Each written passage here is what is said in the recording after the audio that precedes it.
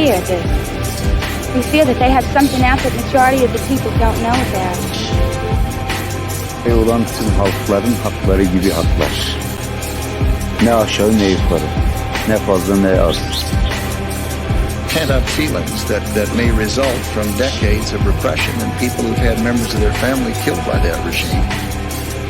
A lot of killers. Get a lot of killers. Why do you think our country's so innocent?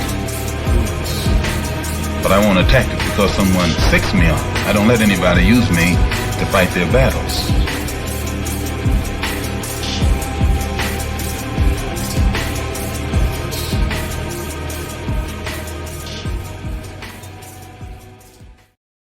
Hello and welcome to Varn Blog. I'm here today with Nicholas Scott, PhD candidate at University of Virginia in Latin American history, whose subject of study, which is the Cordones and Chile, is of immense interest to me for reasons that we talked about a little bit before, but that I am very interested in viable forms of workers' councils and council communism and other ways to do unionization and governance. And unfortunately, the Cordones is, prior to your dissertation that you're currently working on, mostly limited to study during the Allende period from 70 to 73. And your argument extends that time period fairly broadly in both directions. So would you like to say where you start and why you start there? So yeah, totally. And you know, thank you for having me on. It's a pleasure to be here. But yeah, you're exactly right that most of the literature we have really looks at the Cordones and their organizational form or their organizational history, which would be this very short time period between, say, May of 1972 to September 11th of 1973. And the reason that it's such a small period is, as I sort of alluded to, it's strictly looking at them as an organization, right? As you mentioned, as a form of council organization.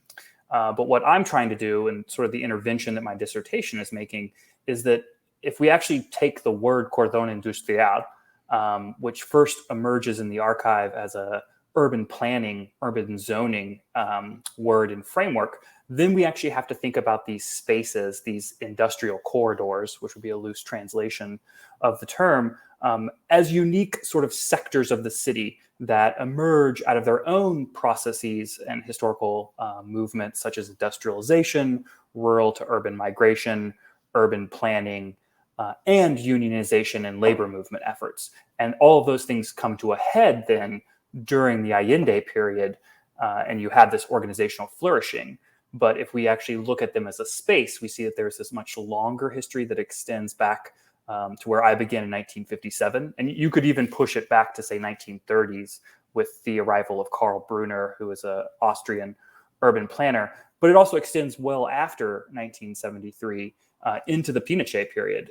My research has uncovered a few groups that operate in the cordon that I'm interested in, which is Vicuna Macena, during the dictatorship period between 1973 and 1990, that are essentially what we could think of as the heirs to the cordon, right? They don't call themselves cordones anymore because that would be somewhat of a death sentence during the dictatorship, but they operate under the same logic of sort of solidarity, pan-industrial labor cooperation, rooted in a territorial organization. So I know you've talked about this on another interview, but I'm actually interested in why you might see the precursor to the Cordones and the urban redesign of the 1930s and 40s in Chile.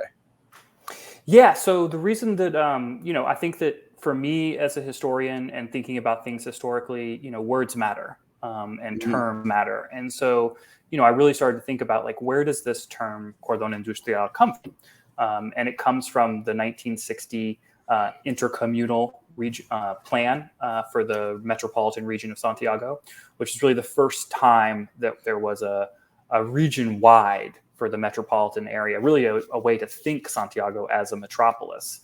It was the first time there was a plan put in action.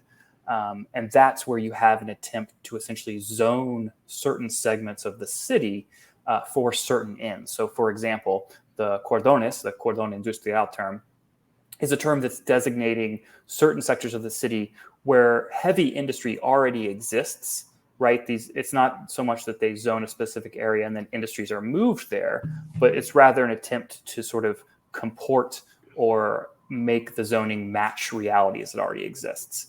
And the thinking behind this was that once you set up these zones, then you could no longer have residential areas near these industries, which, for a host of problems such as environmental issues, runoff, smog, things of that nature, loud noises, was causing a lot of problems, specifically in the area that I look at between what was just to the west of the Cordon, a very residential area, and there was tension then between these residents and the factories themselves. But, if we go back even further from that 1960 plan, as I mentioned, these industries are already here. And so then the question becomes like, why here? Why were they in these spaces? And the sort of easy answer here is that they are emerging in places that are sort of the places where the railroads of the 19th century came in and out of Santiago, right? And in the late 19th century and then into the early 20th century, there was a sort of ring around what would be the center of Santiago now. And it was a rail network that would connect the sort of disparate parts of the city. And so the three main industrial corridors: in the west, you have Cerrillos Maipú; in the north, you have Panamericana Norte; and then the one I look at in the sort of southeast, which is Vicuña Mackenna, were all connected in some degree by this network. And so that's what allowed these industries to sort of root themselves there, because they would be able to both distribute goods within the Santiago, sort of around Santiago, but it would also then connect them to the rail networks that moved north and south across the country so that they could distribute goods, across the country. So, a lot of these industries were not necessarily industries that were producing capital goods. It was more that sort of middle sector of sort of production, such consumer goods, specifically textiles are sort of the classic example here. That being said, there were various metalworking factories that actually did produce what we could think of as somewhat of capital goods, or at least goods that were used in railroad production, as well as in goods for the copper mining in the north of Chile. In fact, one of the main factories in Vicuña Mackenna, ELEC Metal, or Electric Metallurgica, is it's precisely this factory. It's making parts for the rail networks. It's making parts for copper production. It actually had an exclusive licensing with American Steel in the 1950s and early 1960s. And so, as a result of all of these sort of factories congregating or sort of being in these spaces, you have these urban planners begin to sort of try to make sense of it, and how can they regulate it. And the way that they regulate it is through, what we traditionally now think of as zoning, essentially. And so if we're thinking archivally about the history of the Cordones, the first time that term appears in the archive would precisely be in this 1960 urban plan. And so that's, for me, I start in 1957 because it lines up easily with Chilean presidential elections.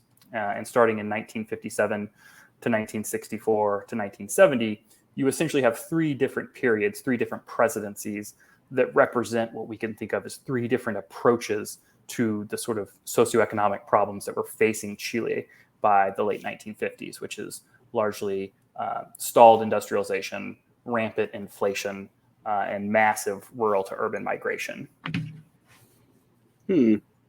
So, it's interesting to me that these councils actually come out of almost zoning regulations, basically, in a lot of ways. What were the policies under the different presidents leading up to Allende? Like, can we get this is here? A great question. So we can think of them in sort of broad strokes terms as a very traditional sort of liberal in the traditional sense of liberalism, right? Not liberal in the North American sense, but as in a sort of free market approach.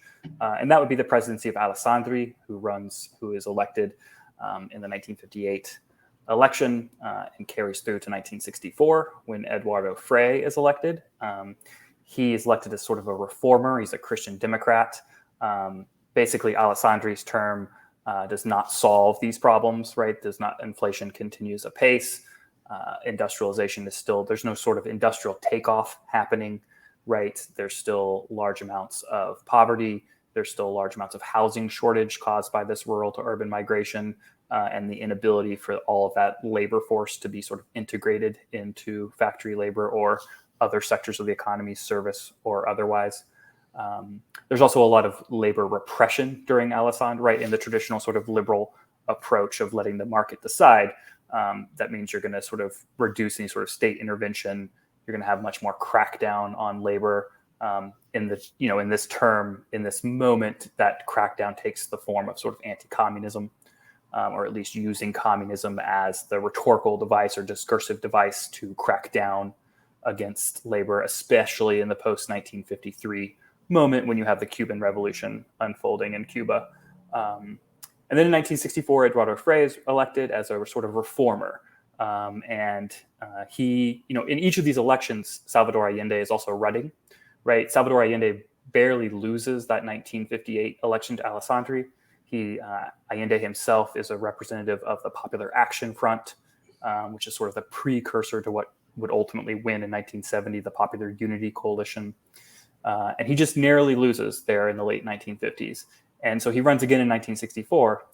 Unfortunately, in 1964, however, Frei wins a runaway victory. Now, there's a lot of questions to be had here as to the level of intervention by North American economic elites and the North American government in the 1964 election, specifically in propaganda and financing of the Frei campaign, or at the very least financing anti-Allende campaigns and that nature.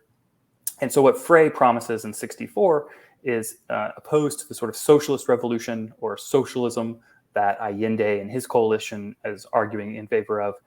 Frei proposes a revolution in liberty, or we could also translate it as a revolution in freedom, right? And because he's a Christian Democrat, this is essentially that third way between, the left and the right, which would be what Alessandri would represent, a sort of more communitarian, right? Still leaving the basic structures of capital and capitalism in place, but at least seeking a more harmonious relationship between labor and capital. Now, it's actually under Eduardo Frei that the agrarian reform is initiated in Chile, which is one of the sort of landmark reforms that will then pick up steam and give a lot of pressure to leading to the election of Allende in 1970. You also have lots of housing reforms that take place under Frei's regime in an attempt to sort of address this new social subject that had sort of emerged in Chile known as the poblador, which would typically be a rural migrant or at least a peri-urban migrant that essentially arrives in the city and does not have a house of their own. But what they will do is essentially find vacant lots and erect a structure upon them as a claim to that land, right? And then use that to seek land rights, property rights for a sort of house of their own. That was largely a sort of autonomous or socially movement-driven process. And what Frei's government tries to do is essentially direct that from the state level, sort of a top-down approach. Once again, it does not really work out, right? We could say that Frei raises expectations, right, with his promise of a revolution in liberty, and those expectations are ultimately not met, such that by the late 1960s, you have a series of confrontations. In the south of Chile, there's a massacre in Puerto Montt, and that is seen as a sort of big turning point in which Frei's government has somewhat lost its legitimacy. And at that point, then signals are pointing to Allende as perhaps the solution to Chile's problems, right? If a liberal, democratic, right-wing government couldn't solve it, and a sort of center-left, centrist government could not solve it, perhaps it would be time to give the sort of leftist socialist a shot. And so Allende will win a pluralist victory in 1970. Right, just barely winning with 33%, give or take, of the vote.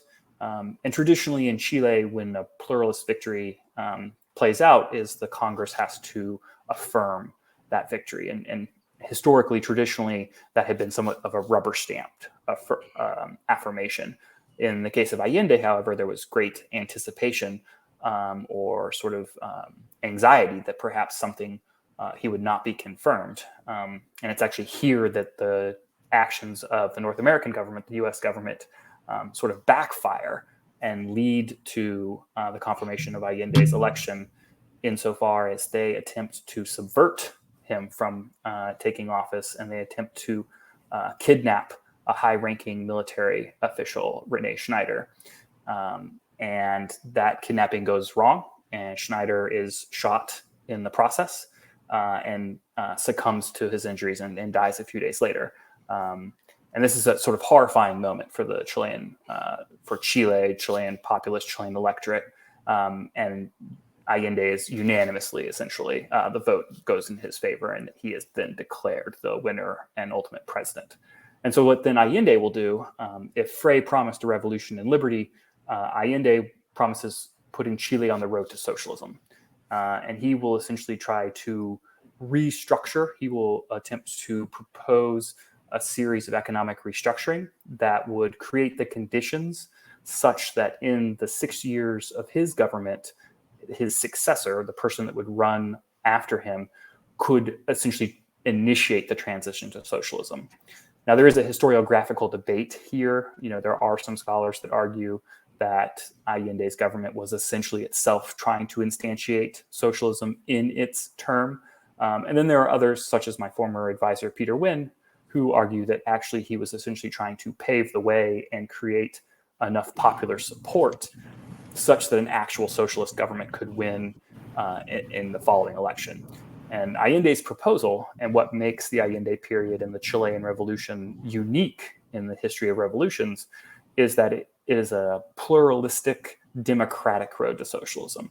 And by this, I mean that Allende promised that there would be no sort of insurrectionary model, right? So the Cuban model, the sort of Leninist model, he essentially disavows and says that will not be the way that Chile will reach socialism, that it will use the tools of Chilean liberal democracy. It will use the Congress to legislate these changes, which means then that the sort of success of the revolution hinged upon the ability for Allende and the Popular Unity Coalition to woo sectors of the middle class and sort of smaller economic elites to essentially support his plan. So one of the things about popular unity that I've always tried to wrap my head around is the broadness of the coalition of the left that it brings together. There are other examples in history of Syriza is another one in Greece, but Allende and the popular unity, which coalition includes, and tell me if I'm missing anyone, the Socialist Party, the Communist Party, a radical party, or I think it's called the Radical Party. It's like the remnants of the sort of mid-20th century Radical Party, exactly. Right. The Social Democratic or Social Democrat Party, an Independent Popular Front Party, the MAPU, which is interesting, and then later on, they also seem to take on, around 71, Christian socialist groups as well. Right, and both the MAPU, which stands for sort of Popular Unitary Action Movement, is essentially the left wing of the Christian Democrat Party that splits during the Frey administration, and then the left wing of the MAPU splits again, and that's what becomes the left Christians, and also joined with sort of any remaining leftists that were in the Christian Democrat Party, such that then by the 1970 period, you have the Christian Democrat Party, which was once a very broad coalition, both left, right, and center, being consolidated mostly along the center and the right. But you're right that Allende's coalition is very broad. And here it's actually really important to sort of point out or make our listeners aware that between the Socialist and the Communist Party, the Socialists are actually to the left of the Communist Party at this point. And even that can be broken down in a more granular fashion, that left wing of the Socialist Party is even further to the left, right? The left wing of the Socialist Party, which is mostly identified with Carlos Altamirano, was much more aligned with the Guevarist sort of model, right? In one of their late congresses in the late 1960s, I will want to say it's the 1968 Congress, that's where they actually adopt a resolution stating that sort of insurrection is the mode or method by which to reach socialism. Now, obviously, that is in tension then with Allende and the Popular Unity's stated goal, and in tension with its sort of coalition partner, the Communist Party, which was much more, had a vision of Allende, shared Allende's vision, right, which is very slow, stagist, using these tools of liberal democracy to reach socialism. And it's, you know, it is worth noting that Allende himself was a member of the Socialist Party, so that Allende himself is in tension with, you know, segments of his own party.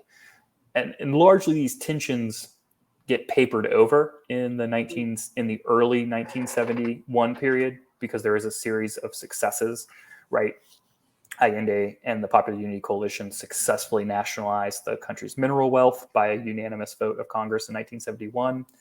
They also pass a series of reforms that sort of, you can think of them as bonuses, right, in which workers received pay raises, right, or at least received enough money in which many of the workers in factories could finally afford the products they produced. So, for example, bed sheets is a sort of classic example here. Many textile workers that worked in factories that produced bed sheets had never actually owned bed sheets prior to this period. It was the first period in which they could actually purchase the goods that their labor produced. Unfortunately, by the late 1971 period and into 1972, inflation begins to return, and that sort of, those economic inflationary pressures then sort of remove that veneer of harmony within the coalition, and then you have a much more sectarian sort of divide in the coalition. And it's really in that moment that the Cordones emerged, precisely in response, as organizations in response to these sort of tensions within the governing coalition. I see. So my background's more in Mexico and then in European history. And what I'm fascinated by is how, when you lay this out, this is almost familiar for those who know like German and French and Italian dynamics, but it also seems very different. So my example is like the Communist Party being to the slight right of the Socialist Party. That isn't totally surprising to me, given the general trajectory of communist parties in the 50s. Their popular front strategies tended to be concessionary to liberal democracy, particularly and particularly on the French model. Precisely. But then I look at the Christian Democrats. Now, the Christian Democratic Party is something that infamously ruled Germany for a while now, nothing anymore. But in the German context, the Christian Democrat Party is a fairly narrow coalition of like center-right liberals. Whereas the Christian Democrat Party in the Chilean context is harder to wrap my mind around because it is so broad in what it includes. Furthermore, it truly is the sort of political albatross. If we think of like the wingspan of an albatross, it really is that in terms of the party structure in Chile in the 20th century. Yeah, and in that way, it feels more like, I don't know, the American Democratic Party or something. I mean, like, there's this huge coalition there. But then you have all these little movements that you know aren't totally clear to me, as well as the Socialist Party being the most radical isn't something that you would have seen in, say, Europe, because the socialist parties would have been explicitly tied to social democracy. They would not have been split up into socialist and social democrat like this. So this is interesting, but it makes the coalition seem somewhat fraught. And then when I throw in something like the revolutionary left movement, which was sort of the counter paramilitary group, kind of, sort of. I mean, how did that work actually? That would be the Spanish acronym would be the MIR here, and the MIR are actually not a member of the coalition. They were independent of the Popular Unity Coalition and saw themselves as a sort of outside force that would push the coalition further to the left. They emerge in the late 1960s, and they are explicitly a Guevarist organization. Miguel Enriquez is who founds the party and who will lead the party. And they actually had a lot of work on the ground in the poblaciones, largely because they essentially tried at first to get a sort of foothold in the labor movement, which traditionally had been dominated by the Socialist and the Communist Party. And with the exception of a few, militants that may work in various factories, they were not able to sort of get a massive foothold in the labor movement, which led them to reevaluate strategy and focus on this poblador movement, the pobladores, where they actually did get a much stronger presence. So, for example, one of the poblaciones that I work with in relation to Vacuna Maquena would be Nueva La Habana, right? New Habana, which was an explicitly organized and run by the MIR itself. It's sort of to the further southeast of the Cordón itself, if we're thinking geographically. And it had individuals living in there that worked in the factories in the Cordón. And there's a debate amongst some of the scholars that have studied the Cordones in their organizational history previously between who was more responsible for sort of initiating the Cordón. Some, for the longest time, it was seen as the MIR, as sort of the MIR trying to push the labor movement further to the left. But actually, it's really more of the socialists and the left wing of the socialists that are on the ground doing this. In a lot of the oral histories we have of former Miristas, there's these tensions are still there. There's still the sort of sectarian memory is still fresh in these oral histories in which they accuse the socialists as essentially parachuting in and taking over the work that they had already been doing on the ground for a period of time. But I think that your point is well taken, and it is worth emphasizing that, when we really step back and look at the coalition and then these forces that are outside the coalition, it is fraught, right? And that's independent of the sort of stated goal of the revolution, which is to use the tools of liberal democracy. And so you have scholars such as Hugo Cancino Troncoso, who wrote one of the very early histories of the Cordones, who will his argument concludes that the failure of the Popular Unity Revolution is precisely the failure of a large-scale coalition that used the discourse of Marxism-Leninism, but ultimately was not a Marxist-Leninist coalition, and that's what allowed for these sort of tensions and divisions to produce themselves and weaken the coalition to a degree that it was not able to sort of withstand or resist the coup that takes place in September of 1973.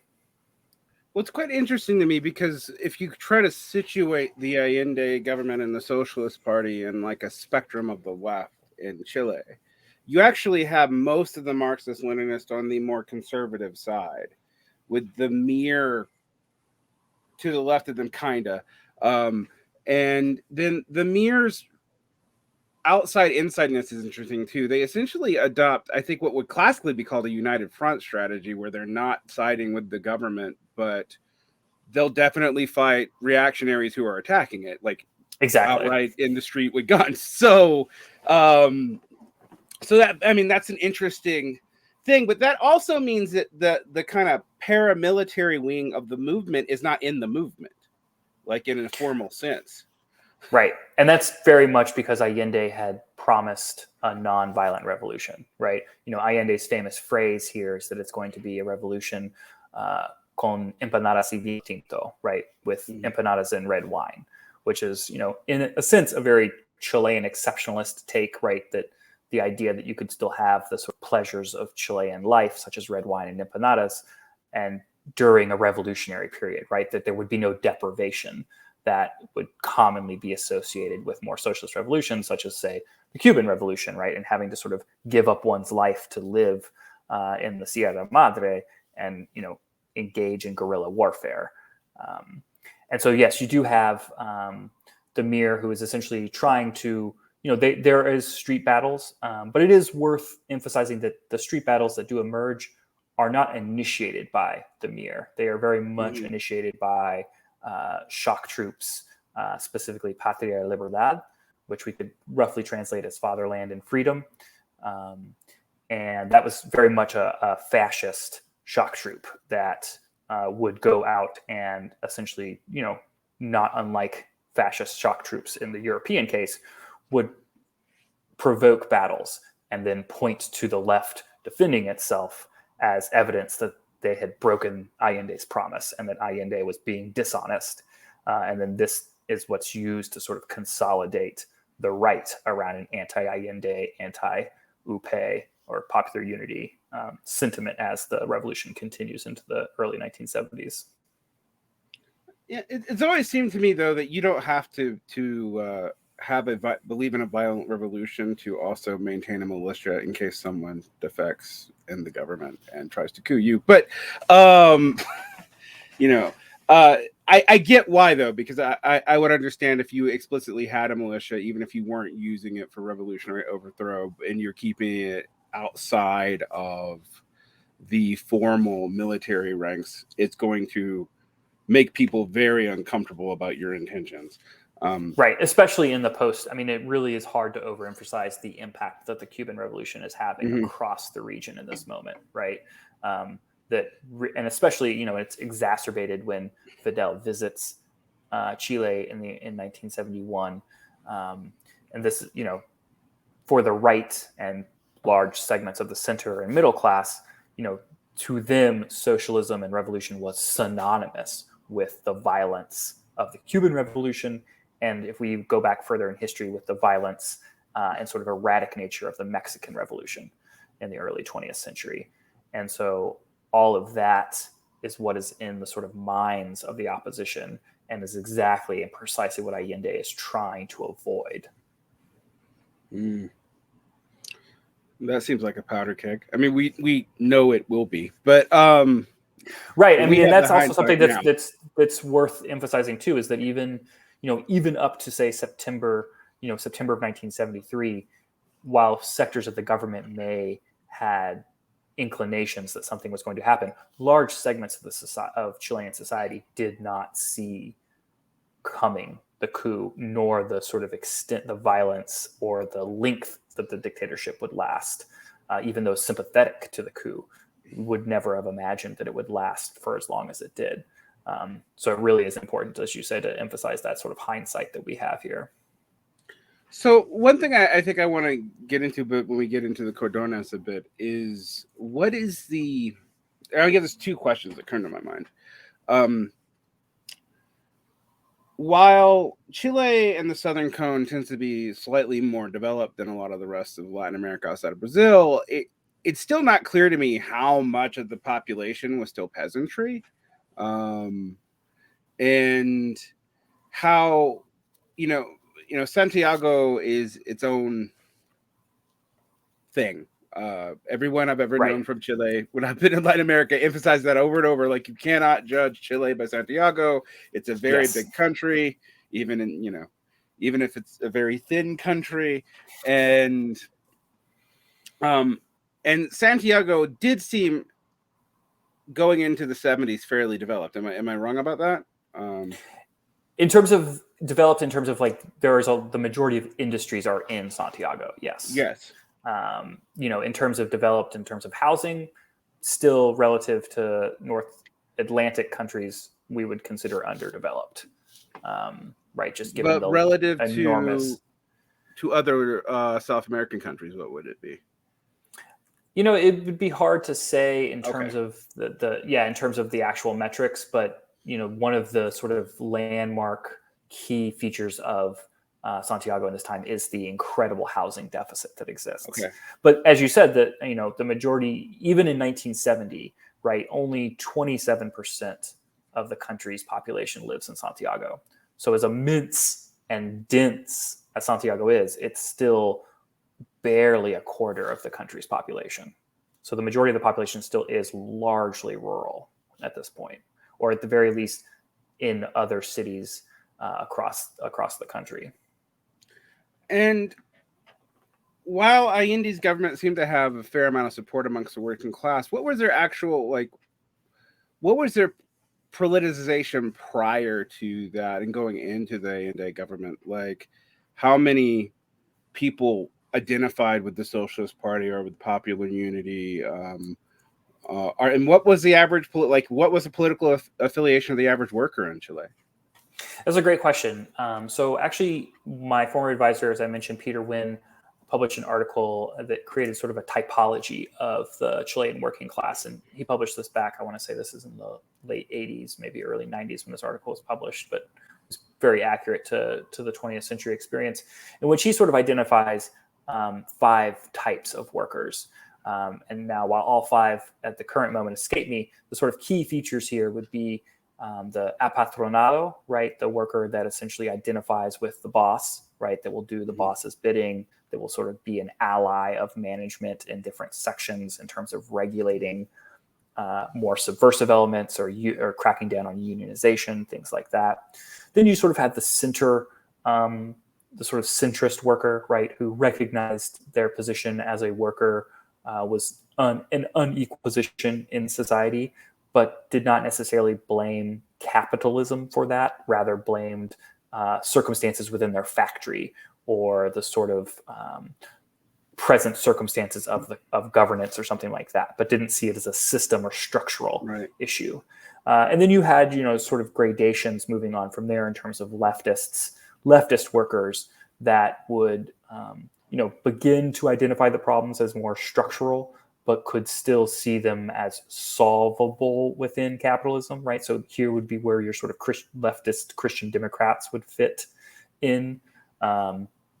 And then finally, on the sort of far left spectrum, you would have workers that did identify as Marxist-Leninist or did see socialism as the solution to the problem of labor in Chile. But historically, the labor movement itself in Chile, right, had always struggled to be autonomous from the state and from political parties. So in that early moment when the Coup, which would be the Central Workers Union, the sort of Central Labor Federation, is finally founded, which is finally unites sort of various centrals that existed in Chile up to that point. It's finally founded in the mid-1950s.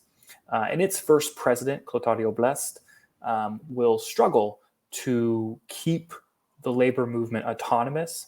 And now autonomous or apolitical here should not be seen as apolitical, because it's very much that Blest had, and here I'm drawing on the work of a good friend, Paula Valenzuela, who has written a wonderful book on this topic here in Chile and is continuing to work on this topic. But in Blest's view, workers should remain autonomous because workers could actually solve the country's problems through taking a sort of vanguardist position, right? Which we would traditionally think of as a more Marxist or socialist. But if we sort of separate that ideology and the sort of ideological baggage of Marxism, i.e. the sort of stagist approach to history and things like that, Blest's argument or sort of Blest's vision is that workers were capable of running a country or were capable of solving economic inequalities, things like that, that they didn't necessarily need a party in the Leninist sense to organize and structure the demands of labor, that workers were capable of doing it themselves. And the vehicle by which they would do it would be the labor movement and unions themselves. Now, after Blest's presidency comes to a close, that's when you have the Chilean labor movement under the sort of impetus of the Socialist and Communist Party, right, which is where the majority of workers, it's sort of tripartite between Christian Democrat, communists, and socialists. But within the Coup itself, the socialists and the communists are the dominant force in workers in that union structure. And into the 60s, that's where you have a much closer alignment between unions, labor movement as it exists in its union structure, and the Chilean state by way of parties. Also by way of the sort of structure of the state's approach to union and labor policies, right? So, for example, in Chile, you had a series of governing councils that were set up to resolve labor conflicts. And this were composed of representatives from management, from bosses, representatives from empleados, and representatives from obreros. And now these two different words essentially both translate to worker, but in the Chilean labor code, there was a differentiation between what we could think of as a blue collar and white collar worker. So obreros would be that blue collar manual labor, whereas empleados would be more of the technicians and things like that that would work in factories, right, at that sort of higher level. And in the labor code, they had to operate under two different unions. They could not be in the same union, right, as a structural way to sort of weaken the labor movement dating back to the early 20th century, right? This is a labor code coming out in the late 20s that remained in place through the majority of the 20th century up to the dictatorship, really. And so within that, then you would have representatives from each of these different types. And those councils, when a labor conflict could not be resolved locally within a factory, it would be remanded to this council. And if it couldn't be resolved there, then it would be remanded to sort of arbitration or intervention by the state, in which a state would name an intervener who would then sort of manage the factory, the company, until the conflict could be resolved. That seems like they accidentally engineered a syndicalist or councilist system, but not. They sort of lay the framework for it, right? It's precisely that framework and the fact that those laws exist on the books that allow Allende to have the legal framework to intervene and nationalize industries during the revolution, right? Because that law existed in which they could name an intervener, and then within the structures of the popular unity government and the revolution, that intervener would be the state's representative, which would then, whether or not it would be incorporated into the social property area, which was Allende's sort of proposed economic reforms. So you're right that these things existed that allowed then workers to navigate it, but it also speaks to the level of understanding of workers at the factory level to know these structures, right? To know the way that the state works, to then be able to use them in their favor. Right. And so a lot of my research and a lot of what I've been doing for the past few months while I've been here is precisely working and getting all of the documents related to both these councils, as well as the sort of annual bargaining process that would take place in each of these factories in the Cordón, which would be initiated with a sort of list of demands, right? Your traditional pliego, in which you petition for more raises, better benefits, things of that nature. And then the ultimate agreement that would result, whether or not it was an agreement that resulted through arbitration, through strike action, or through going through this council. And that allows me then to have a very global view of what the priorities were of these workers in these factories, which is what then we can start to see how there was this sort of cooperative ethic, because we have evidence of these unions coordinating at these moments amongst themselves that predate the Cordón as it emerges in 1972. So it seems like when we talk about the Cordones here and the general popular unity government, that there's a couple of just historical uniquenesses that create preconditions that allow for a bunch of things to happen. These anti-labor, these are anti-labor labor codes that actually are able to be played in ways that give councils of workers a whole lot of power. And then their interface with the state, which initially, again, is probably there to smack them down. That's what its original purpose really was. Becomes with this democratic situation something that could interface with, but also I think your point about the early United Union movement being, for reasons that would probably be outside of your dissertation, but it sounds like you're describing something like what the Magon brothers would have wanted in Mexico, which is, the independent workers are a very syndicalist thing, or like stuff you would have seen in Spain.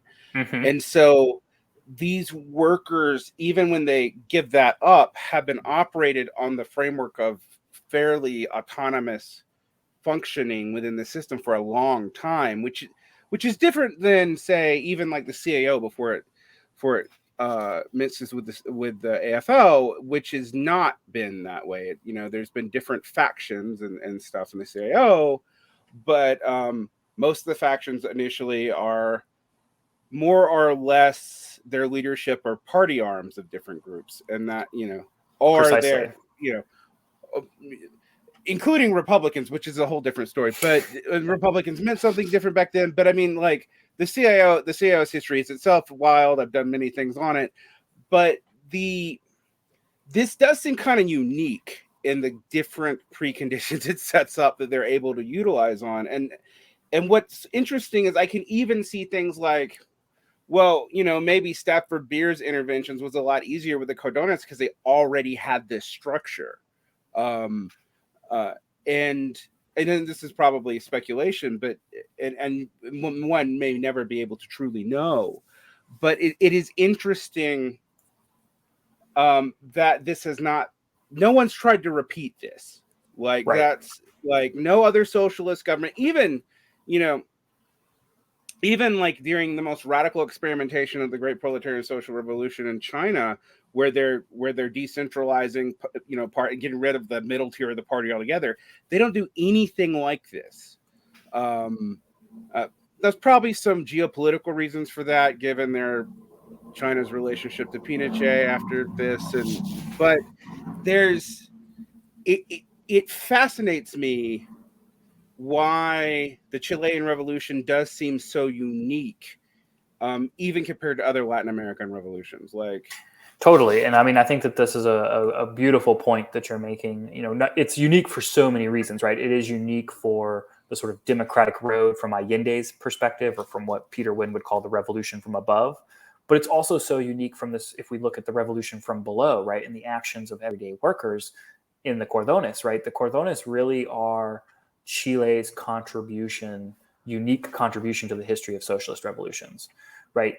If we only see them as councils, then it makes an argument of like, how are they different from the Soviets?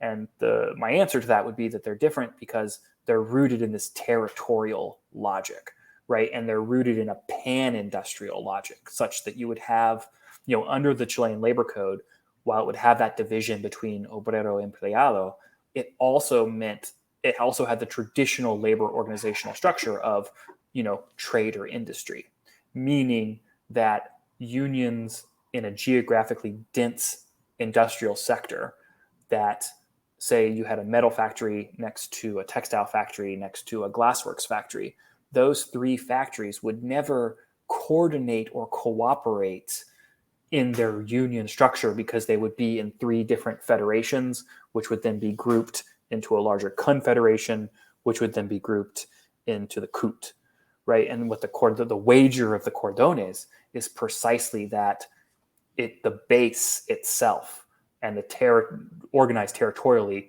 should be the one making decisions, really. And so sort of and this is something that's come into clearer focus for me in the last few months as I've been working down here, is that really the sort of, we could call it a dialectic if we want, but tension that my dissertation is trying to sort of grapple with is precisely this tension between the base as the organizational leader versus the sort of more bureaucratic or hierarchical methods of organization.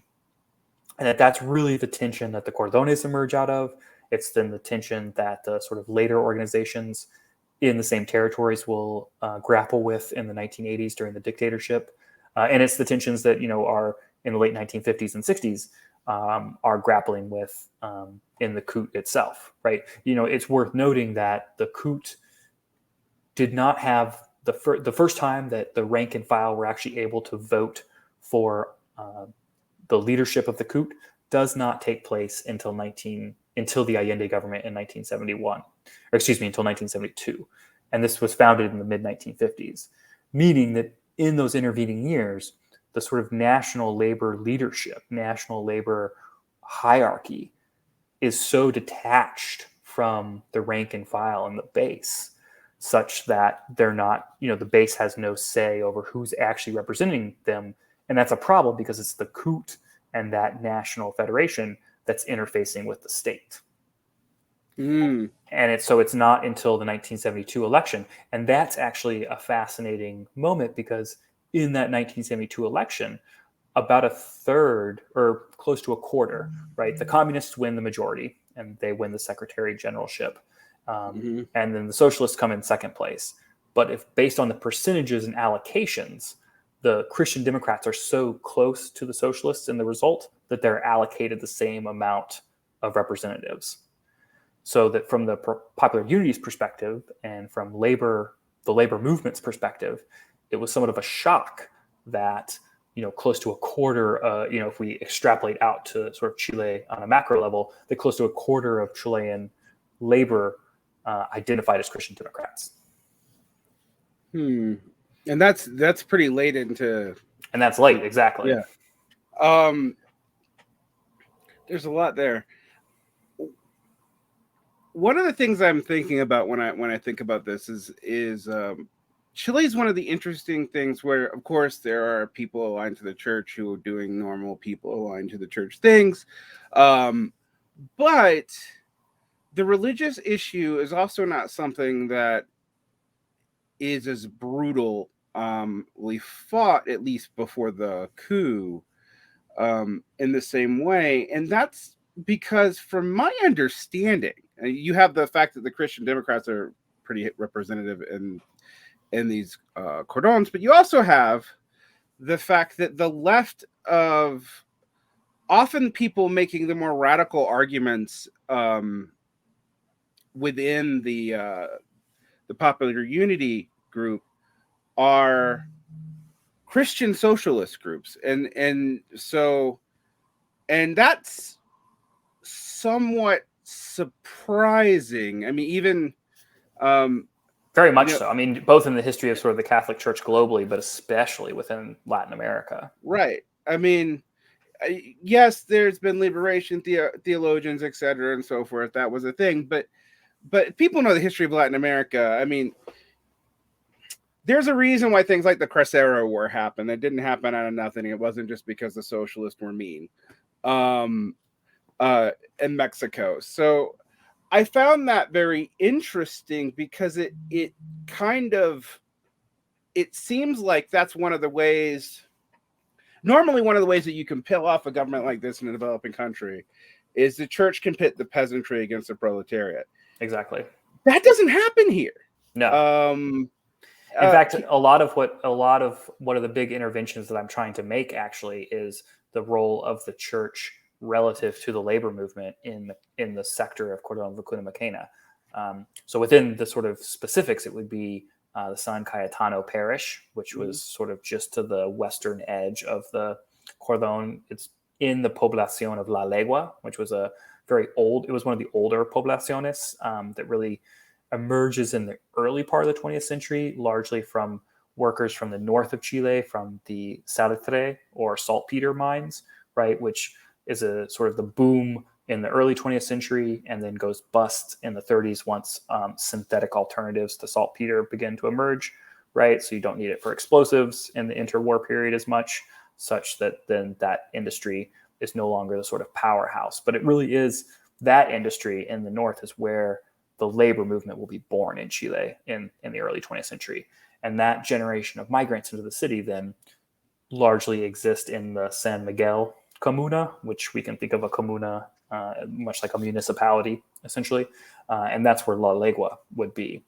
And within La Legua, then you have the San Cayetano parish. And what I've uncovered is that the San Cayetano parish was very, through the work of the Vicaria Zona Sur, right, the southern zone of the Vicaria, as well as in Chile, there was also a Vicaria Pastoral Obrera, right, a workers' pastoral vicary.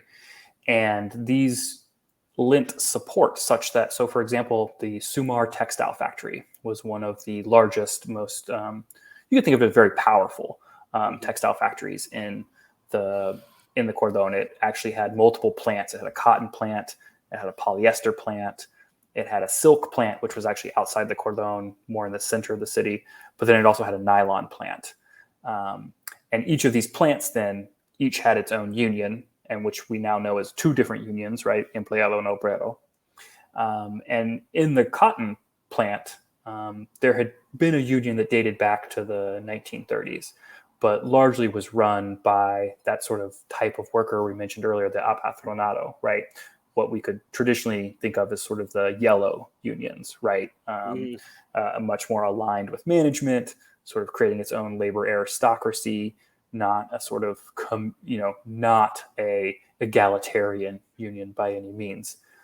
In the late 1960s, there is an attempt by a group of workers led by Juan Alarcón to found an alternative union that would be much more of a leftist union. And they essentially are trying to get this off the ground, and they're having trouble, right? They can't have the union vote at the factory because management would crush it, right? There would be reason for firing, things like that. They don't have a local yet because they don't have a union to go to, so they don't have that space. So they actually reach out to the parish priest in San Cayetano, who, in conjunction with the workers' pastoral and the Southern Zone Vicary, lend them sort of, we can think of it as like consulting support, right? But give them sort of guidance on how to organize the union drive campaign, organize the vote, and even providing them with more material support such that the parish itself of San Cayetano is the location where the initial vote will go down, right? And that's what then, that learning that experience, and that's collected in an oral history collection by Frank Gadichu, who was one of the sort of pioneering scholars of the Cordones in the 21st century. And that's what then led me thinking, what is the church doing here? And so when I first got to Chile back in March of this year, for the first month I was here, I was working in the church archives, and I was specifically working in the sort of collections of Catholic action and the sort of Catholic youth. And the Catholic youth actually had a very strong presence in the zone, in San Cayetano in particular. In fact, if looking at it at a parish level in Chile, it had the densest representation of sort of cells. We could think of them as cells, but, Catholic youth organizations in San Cayetano, right? And specifically, when I am using Catholic youth here, it's the Workers' Catholic Youth, the JOC would be the Spanish acronym for it. And that is, that then leads me to believe that there's a much closer affiliation between Christians, the church in its hierarchical institutional form, as well as the sort of base communities that will be authorized by the Medellin Conference, right, where we get the idea of liberation theology there in the late 1960s, are working in conjunction with the labor movement. And in fact, a lot of what I'm uncovering leads me to speculate, and this is somewhat speculative, or at least it's interesting to think of that, as you mentioned, we have liberation theology that emerges in 1960 and typically gets dated with the Medellin Conference, right? And then it's something that happens after that conference into the 70s and then into the 80s. Based on the documents that I'm reading and looking at in the church archives, we can actually think of the Medellin Conference and liberation theology as giving name and structuring something that had actually already been occurring at the level of the base prior to that conference. So into the late 1950s, into the early 60s, you had a group of priests and church organizers at the youth level that are going and working with, that are pastorizing and have pastorals directed to workers, which would be different from the sort of traditional Catholic pastoral, which would be, as you alluded to earlier, aimed at the countryside. Mm-hmm. That's fascinating, because that would imply that this mission to the workers changed the priest as much as it changed the workers. Precisely. Right? And for me, the sort of discursive link, right, like what I hang my sort of analytic hat on here is the discourse of dignity. And it's specifically that the discourse of dignity that is so much wrapped up in sort of Catholic theology, right, and Catholic pastoralization and things like that. But it's precisely the discourse of dignity that Cordón Vacuna Macena will argue is how socialism should be understood in its manifesto in 1972. And that's really when I got to UVA and had to do a second master's thesis after having done a previous master's at Tufts. That's where I really got to sort of play with this manifesto and really drill down into the specifics of this document and sort of uncovered this discursive link. And that's what essentially has set me off on this path that I'm on now, which is, trying to think the connections between the church and what does it mean that dignity, or in the words of the manifesto, a dignified life is how socialism should be understood, which is, say, in tension or in contradistinction to socialism as it was understood from the popular unity government, which is the more traditional, what we think of as socialism as state economic planning. So, I mean, the popular tension in socialism goes all the way back to like Marx and Engels debating both with the proto-SPD, the SPD, and themselves about whether or not socialism is socialization or nationalization, really comes to mind, right? And that I point out that tension because it's a tension even in the founding documents, of which, depending on when you're citing them and not in chronological order, I may add, in Marx and Engels, you can go radically different directions. I particularly think in the Critique of the Erfurt program, where Engels is really insisting that Kautsky's, the only thing they've really messed up on in Kautsky's interpretation of the Erfurt program is the focus on nationalization, and that socialization is something beyond that. Right. That it involves centralized planning, but does not necessarily even ultimately entail a government. Allende's administration is interesting because it's one of those weird times in history where radically different visions of socialism can take solace in something. There's not that many. I mean, the pre-Spanish Civil War Spanish Republic is one of them.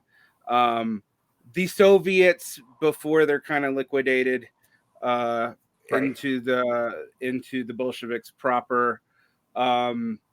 The 5 minutes the German Soviets exist, I mean, they lasted a little longer than that, but not much longer than that. I think about a month. Right. So it's interesting, and I think that's also why there's so many myths around this. And your work on the Christian element of this fascinates me. I was doing completely unrelated to this research on the uses of the term solidarity and fraternity as after the French Revolution, and I was struck by the fact both left and right Catholic movements use solidarity and dignity as a call word. Yeah. So much so that it's actually a big part of both the last two popes. Pope Boniface, who's usually and probably rightly seen as a manifestation of the right wing of the church now, and Pope Francis, who probably not as rightly is seen as a manifest of the left wing of the church, is how much in their actual writings those terms actually come up, which you don't hear in American discourse amongst Catholics like at all. Dignity maybe, but the way Catholics traditionally use solidarity is not used in American discourse, precisely because I think it has socialist associations, so they just avoid it. Yeah. I'm interested in this, but I want to also come back to why did the peasants like this? because the historical stomping block for like developmental of socialism or communism is always like peasants became problems except in China because reasons. Right. Right. So, and here in the Chilean case, land tenure is really the key explanatory device as to why the peasantry will align. So, prior to that agrarian reform, and even during the agrarian reform in Frey's moment, right? But prior to that, the latifundia, or what we could translate as the great landed estate, is what the land tenure exists, is who held the majority of land in Chile. And here, when I'm saying great landed estate, I mean huge amounts of land, right? Like not necessarily, a lot of people tend to think of, say, like the hacendados in Mexico, right? Of like landowners that live in Mexico City that have large tracts of land in which peasantry work on it. Yep, plantations, basically. Plantation, things of that nature, right? Here it is so vast, these land holdings, by a very small group, typically of families, different families in Chile, that you don't even necessarily have people on parts of this land. It's completely vacant in some sense, right? And so the agrarian reform was very much in the spirit of doing away with the latifundia, right?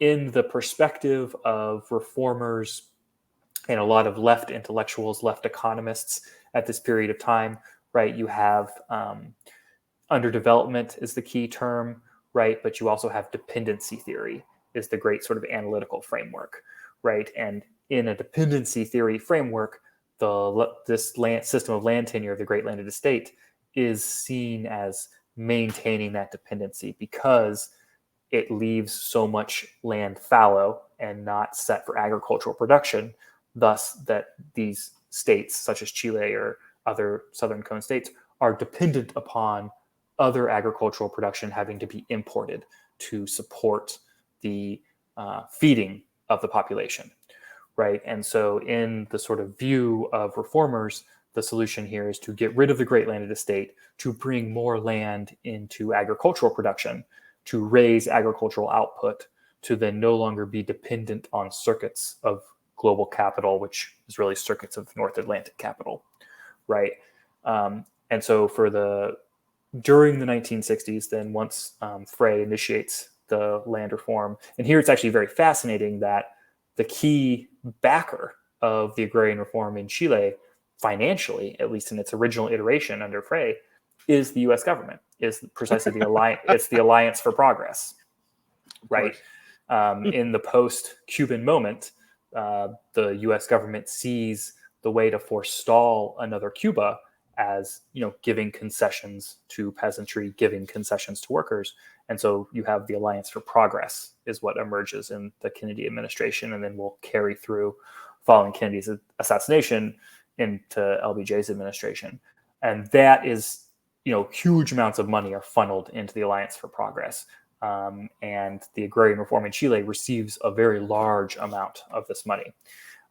So it's soft anti-communism, basically, and this is going to precisely, but peel them off. Exactly. Yeah. So I gotta ask then, though, does this go where I think it goes when Nixon gets elected? Like, how does that play into this? So basically, LBJ's. So the Alliance for Progress was Kennedy's sort of brainchild. Was the centerpiece, was going to be the centerpiece of Kennedy's foreign policy towards the region.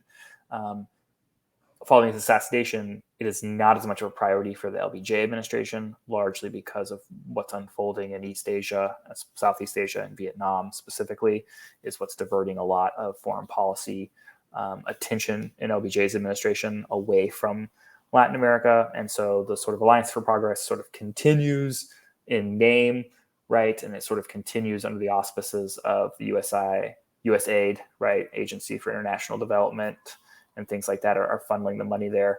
By the time Nixon comes around, the Alliance for Progress is really not in any existence whatsoever. So it's not even an explicit policy change. It's more just we're too busy with Vietnam, right, and Cambodia. And it was also somewhat of a failure. Ultimately, with the exception, the sort of two countries that are held up as successful examples of the Alliance for Progress is typically either Venezuela or Chile.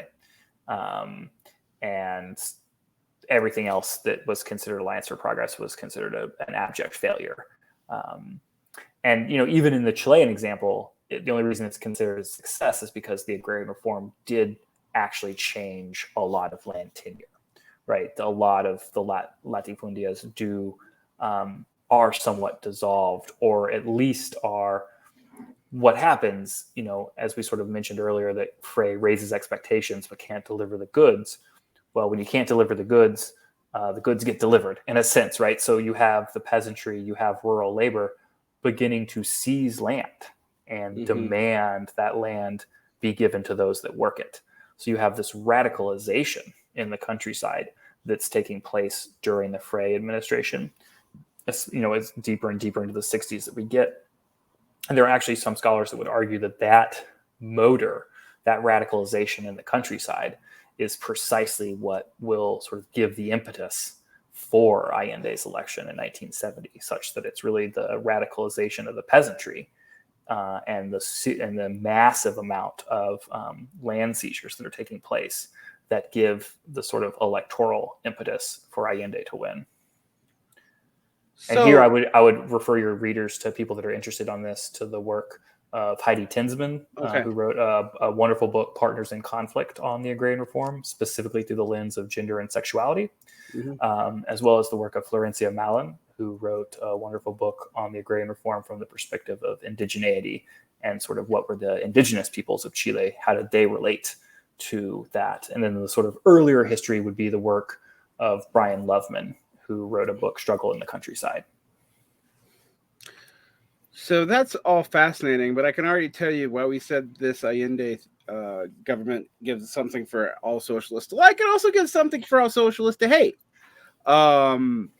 Because depending on where you are, this particular set of circumstances is going to upset certain assumptions that you have. I mean, just what you're saying right now, radicalized peasantry that are cooperating with a proletarian government, unless you're a Maoist, is not generally part of your historical framework at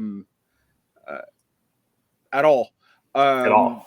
Yeah, a focus on dignity is going to make and a large Christian socialist group that's willing to work with communists, not taking a hostile, separate socialist posture towards them. That's also going to throw a lot of people into a tizzy, because that's historically A, weird, and B, it does not fit the standard Soviet model. Even right, things like dignity, you can't really give a materialist analysis of things like dignity. So all of your Marxist-Leninists don't really know what to do with stuff like that.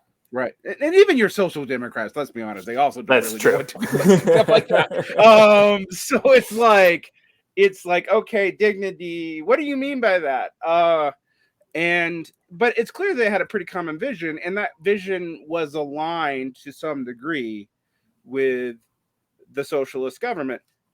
However, let's go to the other thing about the Cordones, because the Cordones, so much ado has been made about Cybersyn and Chilean cybernetics, and I always like to remind people that it was very, very important and proves a whole lot, but it was also 3 crappy computers.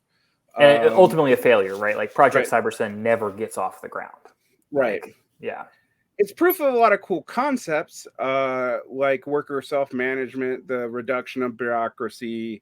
But we don't really, we never know for things. And I'll turn into the mathematician part of me, is like, we don't know, for example, if it really overcomes complex data problems or anything like that. Right. So what I find more interesting here, though, is this is one of the 3 or 4 times in socialist history where you have basically some sort of semi-federalized structure successfully navigating difficult conditions. And unlike most cases where there's a civil war and they lose, the reason why they lose is not their fault, and it's not even the fault of their coordination. It's a coup.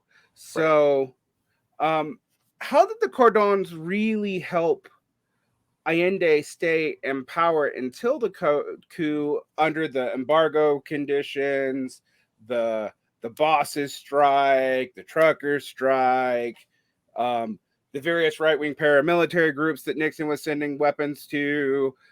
I can go on. The CIA, the AFL-CIO being all over the place, sometimes being cooperating with the CIA in the case of the trucker strike, and then I think your work indicates that they flip sides later on to help.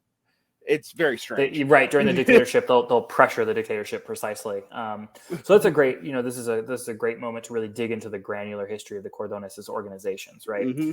So as I mentioned earlier, the first Cordon will emerge in May of 1972, and that will emerge on the sort of western edge of Santiago and Cerrillos Maipú, and it emerges really through a chance meeting between two groups of workers from two factories in the zone that were both on strike seeking the incorporation into the social property area of the Chilean economy, which was Allende's economic restructuring plan, right? And that would be, the social property area would essentially be the area of the economy, the third of the economy that would be owned and operated by the state, right? So it would have been that nationalized sector of the economy. And they just happened to meet by chance at the labor ministry one day, because they're both showing up to the labor ministry to petition to try and get an audience with the labor minister, because they had not heard back from the labor minister in regard to the conflict at their respective factories. And it's through that chance meeting that then there is this recognition of the fact that, oh, your problems are my problems. Oh, we actually are in the same area together.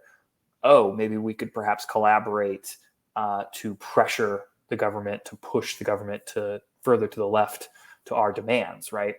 And it's to push it to the left because at that moment, as we mentioned earlier, those sort of sectarian differences in the coalition are beginning to really come into view, right? So you have this very heated public polemic that is playing out in the pages of the press between the communists and the socialists at this time. I was going to wait, like if the communists and socialists were going to keep their shit together. That never seems to happen. But go ahead. No, so there's a Mias, Orlando Mias, which is a Communist Party member, will pen an op-ed that essentially criticizes the deviations, right? The classic criticism in the Marxist-Leninist tradition, the deviations of the socialists from the Allendista line, right? And the socialists then will respond in force by saying that it's not deviations, it's actually the way that we are responding to the historical conditions, the material relations as they presently exist. You're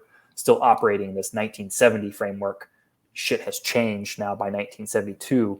And so if the communists were arguing for a strategy of consolidation, right, close ranks around the popular unity, try to seek an alliance with the Christian Democrats, and then move forward with the basic plan of the government, the socialists argued that no, we need to advance, we need to push forward, we need to align ourselves with the peasantry, we need to align ourselves with the workers, such as these workers in Cerrillos Maipú that are seizing their industries and seizing the labor ministry, and that will create the conditions for a revolutionary breakthrough that would overcome the opposition and allow them to resume the government's revolutionary vision.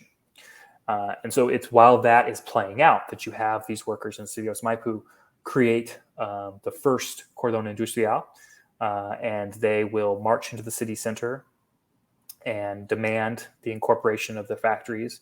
One of the two of these initial factories, the Perlac canning factory, will ultimately they will win this this demand. They will be incorporated into the social property area. Others will not be, and so there is still then the impetus to keep this organizational structure going. But in response, what they will do to get the government's attention is they will seize and erect barricades in their territory. Now, this is an important point that's worth underscoring, because by erecting barricades, they're essentially cutting off one of the key roads in and out of the city, right? So if we go all the way back to the beginning of our conversation, when we talked about how these zones are emerging where the old railways are, in the 20th century, what replaces the railway is the road and the car and trucks and things of that nature for transportation. And so this is a main route in and out of the city of Santiago. And if they're cutting it off, that means that the supplying of the rest of the country cannot take place. And so as one government official will put it in response to these actions in mid-1972, is the workers were, quote, in the streets, we had to do something. And so they respond, they, give a little, they give one factory its demand, they sort of hold a little bit back on the other, and then essentially try to demobilize this new form.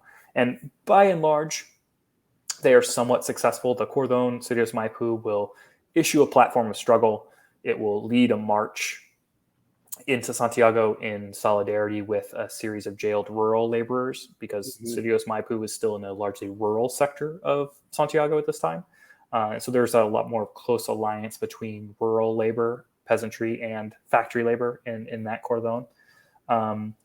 But by and large, by mid to late 72, by say September, August, it's essentially demobilized.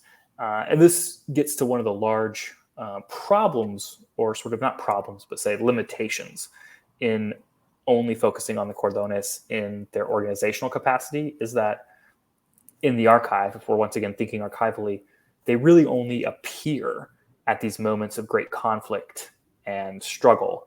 And in the day-to-day operations, they're not really present in the archive, right? They're either been demobilized, or they're just focused on the necessities of work and labor on a day-to-day basis within their own factories, right? And so it is hard to sort of pierce that opacity as what's going on the day-to-day. If we then sort of jump ahead a bit to October of 1972, this will be the moment, the flourishing of the Cordones across Santiago, as well as across the country. Marianne Schlotterbeck actually has written a book. It's the only study we have of Cordones outside the city of Santiago. She looks at the city of Concepcion. But I've also recently uncovered evidence that there was definitely a Cordón that operated in the north, in Antofagasta. And we have some reports of Cordones operating in Valparaiso, as well as Viña del Mar, which is the sort of port city of Chile. So we know that they existed elsewhere, but really Santiago is the heart of this movement. So in early October of 1972, in the far south of Chile, in the region of Aysén, there is a trucker strike that was very regional, very localized, and essentially is truckers going on strike to resist the proposal of the Allende government to nationalize the trucking sector, transportation sector. The opposition will successfully transform this very local regional trucker strike into a nationwide strike of the right, or strike of what, as you refer to as the bosses strike, which essentially then becomes a nationwide lockout. Right, bosses will try to lock factory doors, lock their workers out. Management and owners of distribution centers will do the same thing. So in addition to having transportation networks paralyzed, you also then had distribution paralyzed. And so the plan, the sort of strategic vision here, is to create such conditions of deprivation and sort of conditions of instability that the military's hand would be forced to step in, right? That it would create the conditions for a coup, but wouldn't necessarily create the coup outright. Ultimately, it is the workers themselves who organize through forms such as the Cordones that defeat the bosses strike.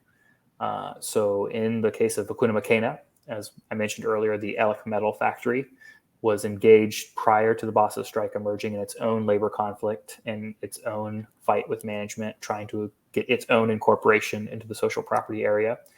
And that will then that conflict will become the sort of birth of Cordón Vicuña Maquena. And that conflict will, because we're geographically speaking in the sort of stretch of Vicuña Maquena, which is very long north and south, Elec metal was essentially in the middle. And it will unite two nodes, or sort of two networks of solidarity that existed on the north and southern end of the territory. And it will unite them at a moment in which they have to begin creating sort of creative ways to overcome this lockout, right? So they will begin using sort of factory vehicles to transport to and from work. In Ciudad Maipú, they will be using tractors and things like that from the peasantry to get back and forth to work, because obviously the trucks are all paralyzed. They can't, transportation, buses, things of that nature is not running. They will also then create sort of new systems of distribution. Meanwhile, the Allende government is doing everything it can, within the powers of allotted to it as an executive, to overcome the bosses strike. So it will declare a state of emergency in many provinces across the country, which gives the government the ability to requisition paralyzed vehicles, right, to get distribution networks, jumpstart them, get them working. They will also convene a meeting with the Coup, the National Labor Federation. And this is actually a key moment in the history of the Cordones, because this meeting between Allende and Luis Figueroa, who at the time was the head of the Coup, will deliver a speech. Each of them will deliver a speech. And it's actually the first time the government acknowledges the need for a new form of labor worker organization at the level of the Cordones Industrailes. So if the 1960 urban plan is the first time this term sort of appears in the archive, this meeting in October of 1972 is the first time that the Popular Unity government will recognize a deficiency in the way the labor movement is structured in terms of its hierarchy and the divisions between the hierarchy and the base, and argue for this sort of intermediary level at the Cordones Industrailes. And for me, I think it's important to emphasize that when it makes the call for these new organizations, it is not, the way it's worded is not a call for Cordones Industrailes as organizations. It's a call for organizations at the level of the Cordones Industrailes, right? So it's once again a geographic designation, territorial designation is how it's being referred to. And that will essentially then authorize, or from the perspective of workers in these various territories, gives them the green light to push forward with what they had essentially already been doing, right? So in Vakuna you'll have the sort of development of popular markets, or popular fairs would be a more literal translation.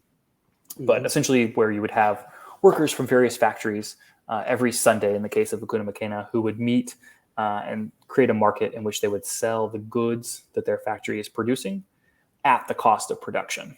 So not only are you cutting out the sort of middle tier of distribution and profiteering that takes place there, but you're also then increasing contact and solidarity between the residents of the Cordón, which were largely pobladores, and those that worked in the Cordón, who many of which also lived in poblaciones already. So you have in Vakuna much more solidarity and cooperation between poblador and worker, whereas in Sirius Maipú you have much more peasant factory worker solidarity and cooperation.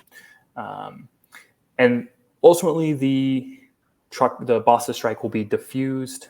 If the workers keep the country afloat, right, through the actions that they're taking, keeping distribution running, keeping the factories running, right? Because they're seizing, if a boss tries to lock them out, they just straight up seize the factory and keep it running, right?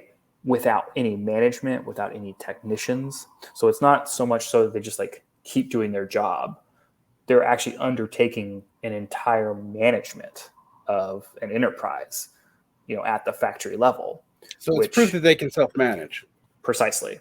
And we have many oral histories of the workers from this moment saying that the boss strike gave them the consciousness that they were actually capable of doing it. So if you had people like Clotario Blest, who had argued since the 1950s that workers could do this, this was really the moment that many workers themselves did it. Take that, Robert, Michel Robert. But anyway, right. It's what one scholar has referred to as a sort of pressure cooker of consciousness. Mm-hmm. So if we think back to Wynn's sort of typology of these different types of workers, the boss's strike is somewhat of a systematic movement of these workers to the left. So that center worker becomes more leftist. That leftist worker becomes much more radical coming out of. And so you have the way this would play out in party affiliations. You would have, say, many socialist workers prior to October of 1972 become members of the Mir after the boss's strike. And so, you do have the actual changes are happening at that level. So you have a general shift left. Just exactly. Across the board. Okay. Exactly. And meanwhile, Allende, in addition to the state of emergency that he's able to use, he will essentially what scholars have referred to as the Truce of November. If there was the crisis of October, there was the Truce of November.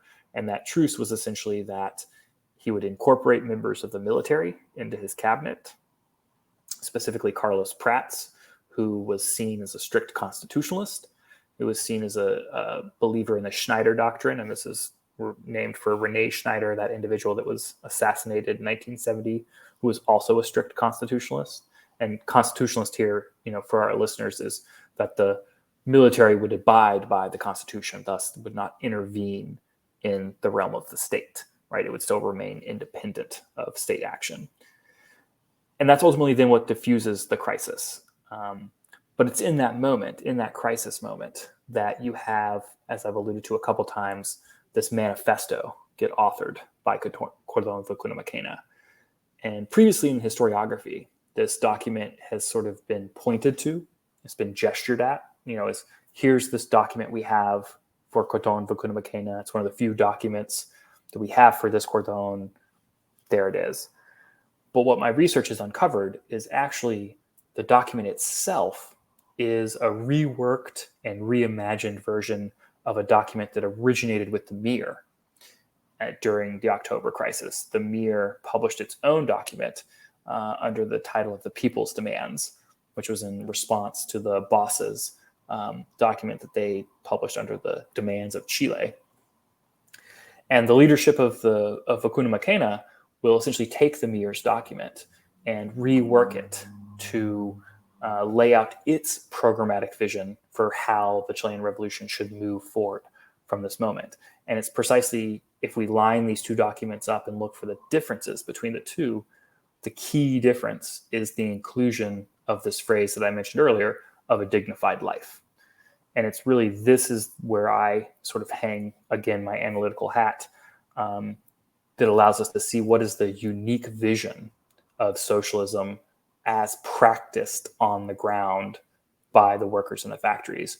And it's this sentence in the manifesto that, we should have the basic necessities for a dignified life. So this brings us to the unfortunate unraveling of of the middle tier of this, really. I want to ask you, though, before we get to Pinochet, how did the Cordones play a role, or did they even play a role in the diffusion of the, I believe, June Soper coup attempt? Right. So on June 29th of 1973, there is a rogue regiment of the Chilean army that will advance on La Moneda, which is the presidential palace, and essentially demand that Allende and the Popular Unity government abdicate or face violence, essentially, right? They have a line of tanks that arrive. What the Cordones will do, and this is one of the connections then to Cybersyn, right, is also during the October crisis, the infrastructure of Cybersyn is what allowed for the government to communicate with the different factories, because each of the different factories had a communication network that was linked into that main Cybersyn network. Now, some scholars have pointed to this as the reason, as the sort of technological determinism as the reason that October crisis gets solved. And I would push back on that it's sort of such a vision would discount or severely underplay the role of the workers themselves. But using this technology in 1973 is how the government will send out a call to these organizations to mobilize and to once again seize their territory, right? And again, seizing territory meant that you're cutting transportation in and out of the city center, right, on both the western, the eastern, and the northern edge of the city center, which in the strategic thinking here was, if there was a coup happening, controlling sectors of territory would prevent reinforcements from joining the rogue regiment that's already there.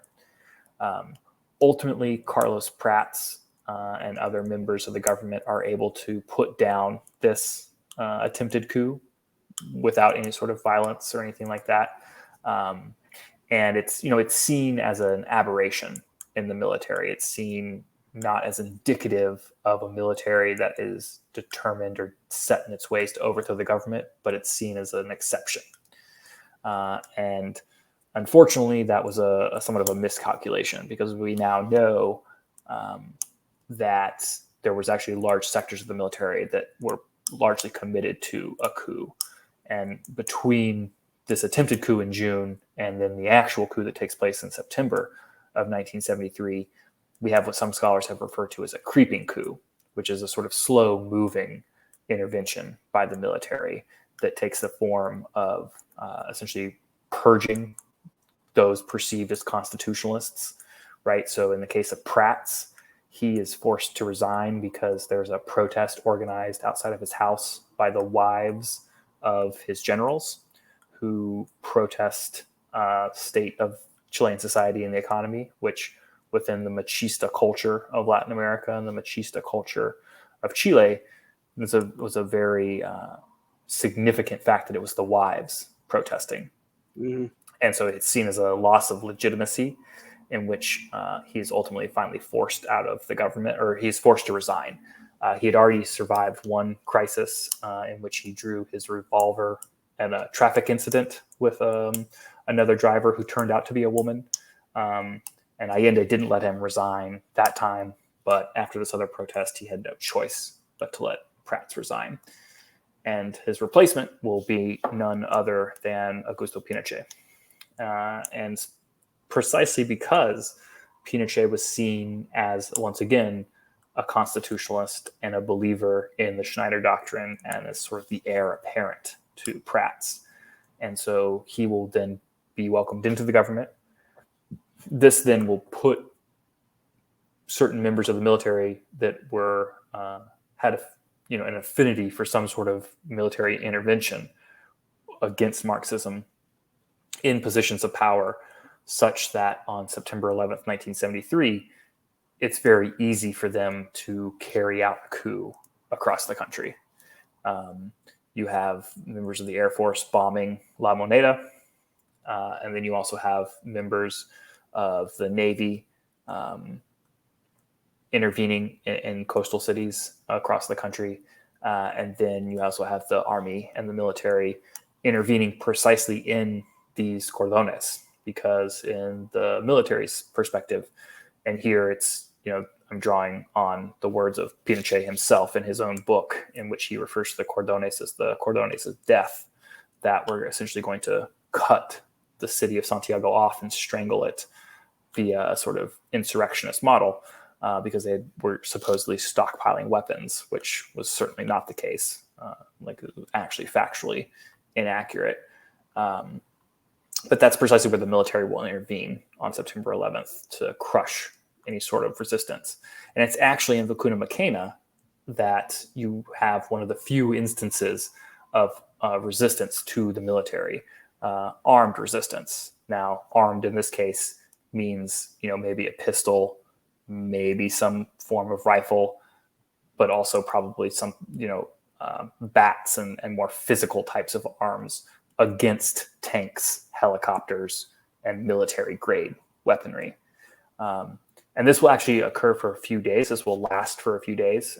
We often think of the coup in Chile as a one and done kind of thing, right? It happens on September 11th, and on September 12th, the military is in control, which in the case, if we look at it from the perspective of Vicuna Macena, it's just not the case. The Battle of Santiago rages for a few days, and it rages precisely in the territory of the Población of La Legua that we mentioned earlier, and the territory of the Cordon itself. And here, if any listeners are interested in this sort of period or this moment in this narrative, I would refer them to the book, The Coup in La Legua by Mario Garces and Sebastian Leyva. So ultimately we have the defeat, but the Cordones are not totally eradicated, moment one. So how do they handle the purges in the 70s? I mean, everybody knows about the helicopter trips, but how deep was the purging? How extensive, and how much of the Cordones survive it? Right. So in terms of if we think here, thinking in terms of an old guard, or at least in terms of an older generation or a newer generation, is somewhat helpful with thinking about this. And by which I mean those that were in positions of authority in the labor movement, be it at the level of the CUT, be it at the level of confederations or be it at the level of factory level union, those were the sort of first level targets, if you will, of the military, right? Getting rid of them initially. And here I actually just recently uncovered a series of documents in the National Archive between the secret police, the DINA would be the Spanish acronym, between them and the labor ministry, in which basically what the military dictatorship will do with its secret police will use the mechanisms of the Chilean state against the Chilean populace. And by which I mean, we talked earlier about how extensive the sort of labor relations, how they're routed through the state, which means that there's a rich archival record, right, that the state has access to. And so the DINA will petition, and not petition, it will demand that the labor ministry, which is then under control of the military, make available to them the records of who these union leaders are, so that they know who to go after, so that they know who to disappear, imprison, torture, execute, etc. Meanwhile, and so this is all under the guise of eradicating Marxist subversion, things like that. Even if, say, a union leader was a Christian Democrat, there's still a very good likelihood that they would have been jailed. Meanwhile, you have a sector of labor who was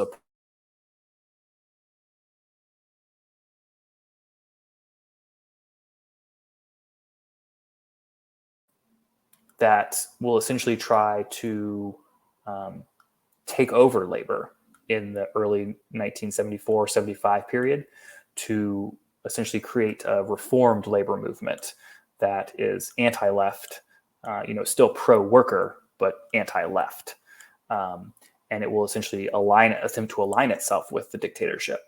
And it will send delegations of representatives to the International Labor Organization to sort of report and say, everything's fine in Chile. Labor is still respective. Like, look at us, we're here. We're able to speak on behalf of workers, which is just simply not the case. That sector, which then ultimately becomes known as the Group of 10, will have a falling out with the dictatorship, because in the mid to late 1970s, circa 76, 77, there's an attempt by the Pinochet regime to sort of create a corporatist model of labor in Chile, in which they would use labor as one of its main supports to prop itself up.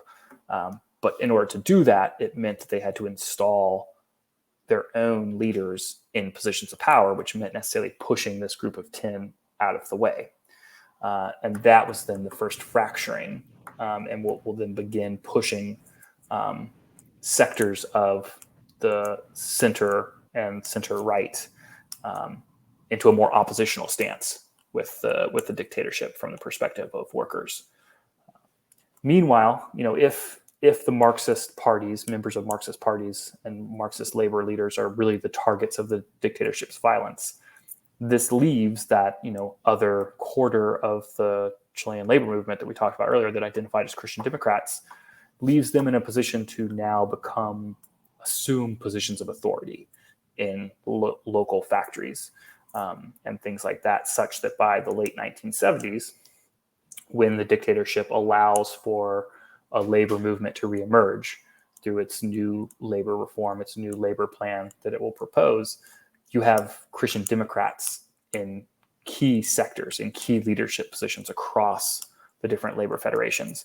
And here the figure of Manuel Bustos is who I focus on a lot, because he is a worker at the Sumar textile mill, right? So he's from the territory itself.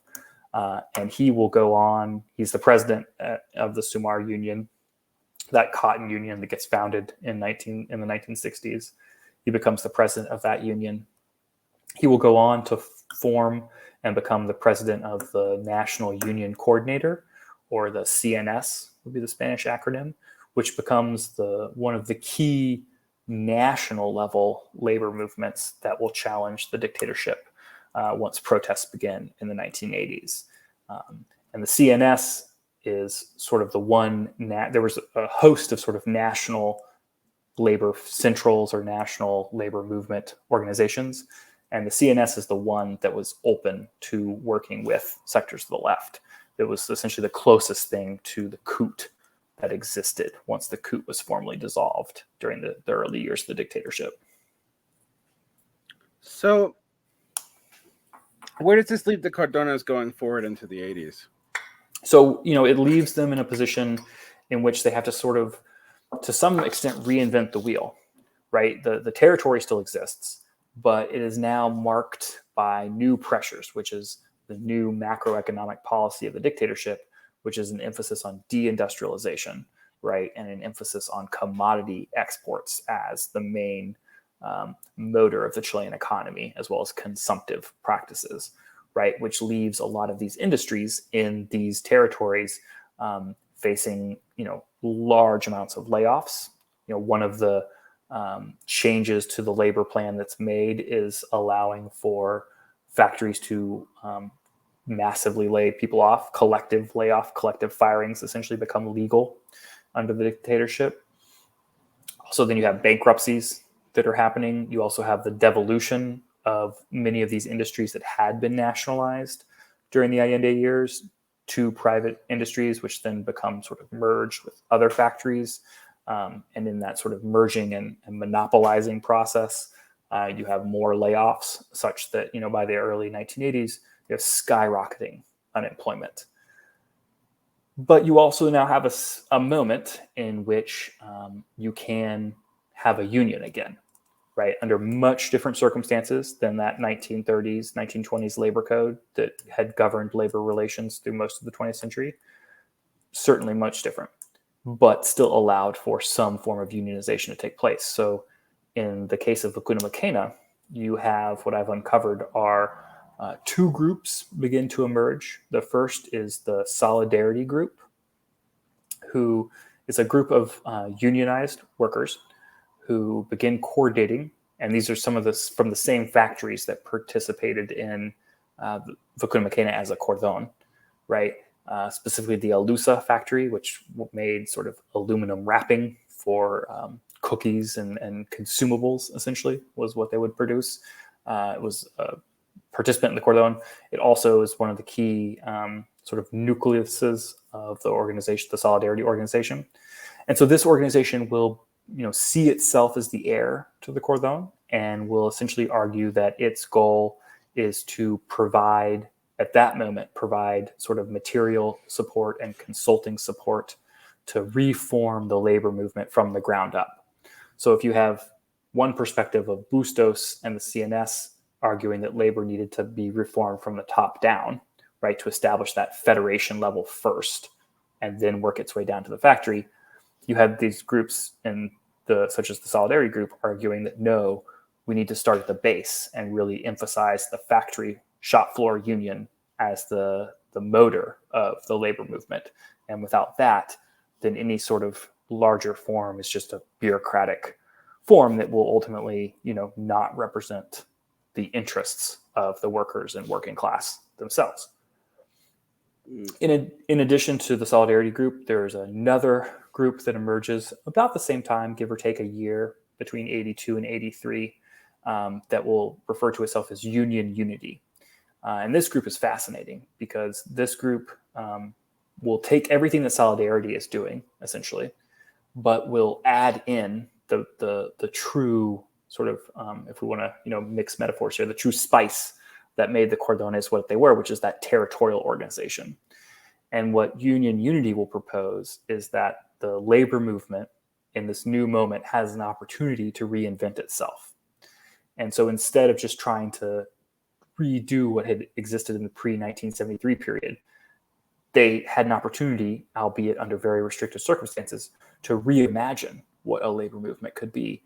And their proposal was that it should be structured, anchored in territorial organizations rather than only being industrial or trade.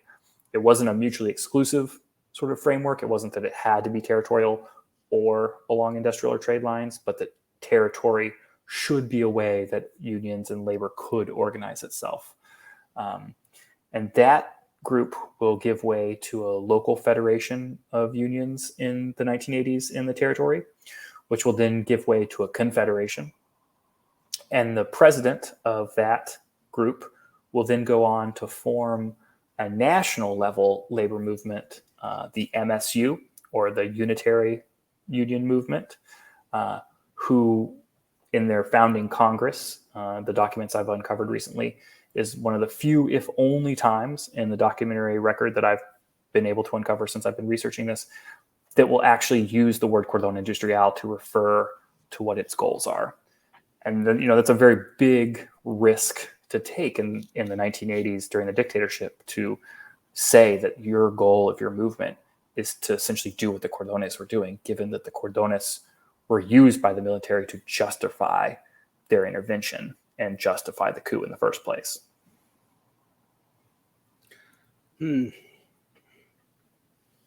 So why don't the Cordones still exist? I mean, we currently have a kind of left resurgence in Chile, at least it seems to from the outside, although sometimes it's hard for me to truly gauge. Talking to people that I know in the region doesn't always even help. But it does seem to be, at least the Pinochet Constitution is finally gone for the most part. Well, we'll see. Well, maybe. So it seems to be going. There's a plebiscite on September 4th that will decide whether or not to adopt the text of the new Constitution that was just written. Okay. And so that'll be whether or not the 1980 Constitution goes away. But you're right. I mean, I think that really what your question is driving at is two things.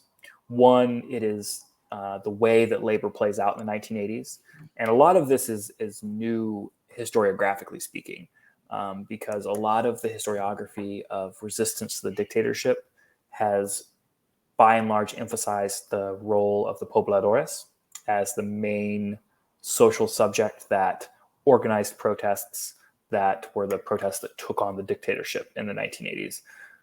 But actually, my research has revealed that the very first national protest that takes place was called by the National Labor Command, the CNT, at the time, which was the sort of one step above the CNS.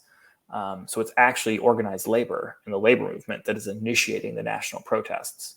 Now, the pobladores will take a much larger role as the 80s continue, precisely because that national labor leadership will not seek to negotiate with the government, but will seek to demobilize the rank and file and specifically move away from a street protest model to more of an emphasis on collective bargaining and being more insular towards just labor itself, rather than the sort of, traditional leftist collectivist view of, what's good for labor is good for everyone. And so what my research and sort of, this is what I'm trying to think through, what I think that this history in the 1980s and in the dictatorship period of the Cordon, this territory shows us, is that, part of the reason why labor is so weak in Chile now is, yes, the dictatorship and the laws and the neoliberalization that takes place, but it's also very much the fact that groups such as the Solidarity Group and groups such as Union Unity lose out in this internal struggle between the base and the sort of more bureaucratic hierarchy of labor at the national level, such that by the time the Coup is refounded in the late 1980s and into the 90s, it is refounded along the lines as not being the only central that will exist, right? If the Coup in the pre-73 period was the only labor central that existed, the Coup in the post-dictatorship period in its founding documents allows for other labor centrals to exist. So you already have a structural diffusion of labor. You don't have a consolidated labor movement, for one. But it also means that, the road not taken was perhaps precisely this territorial form of organization, which would have focused more on the needs of workers and a cooperative ethic between workers and residents in these territories, rather than sort of only isolating workers in various industries, right? And then really the other sort of half of this is the actions of the Concertación government that governs Chile following the dictatorship. And really it's in the Concertación that we see the majority of the neoliberalization of labor take place. And that's, for listeners that are interested in this, I would direct them to the collected volume, The Victims of the Chilean Miracle, which is edited by Peter Wynn, but includes contributions from Joe Stillerman, who looks at a metalworking factory. It includes contributions from Tom Klubach, who looks at copper. It has a contribution from Wynn on textile. But what all of these contributions show is that it's really the 1990s period that you have the sort of hollowing out of labor and the sort of fully neoliberalizing labor that emerges, such that it really wasn't until I started coming to Chile for research, which was the first time I was here, my first research trip was 2016. But it's really not until the teens of the 21st century that you have cracks in the neoliberal model from the perspective of labor, and that you have, labor protests beginning to sort of take on renewed valence. And some of that has to do with the fact that, in 2011, you have the student movement that emerges here, which is really the moment that street protest gets revalorized as a method of resistance. That during the dictatorship, while street protests were, invaluable and completely necessary to toppling the dictatorship, they were devalorized to an extent during the tail end of the dictatorship, really following the failed assassination attempt on Pinochet in 1986, but then even more so into the 1990s, are seen as an ineffective means because that they essentially disrupt the sort of harmonious convivencia, right? The living together of society, which is really what the concertación is all about, right? If the pre-1970 period was seen through the lens of class struggle, right, and it actually had to be a class struggle take place, the concertación and the renovated socialists and will argue that that was an error. There was a historical error. And the new way is more of a harmonizing of labor capital in the state. Yay, collaborationism. Precisely. You can tell my enthusiasm for that. There's so much more we could add. I mean, I'm always fascinated by both the presence of the CIA in this region, but also I'm often pushing back on the CIA did everything and all reactionaries were really Americans. I also push back on this all the time because, one, it undercuts the agency of Chileans and other Latin Americans themselves.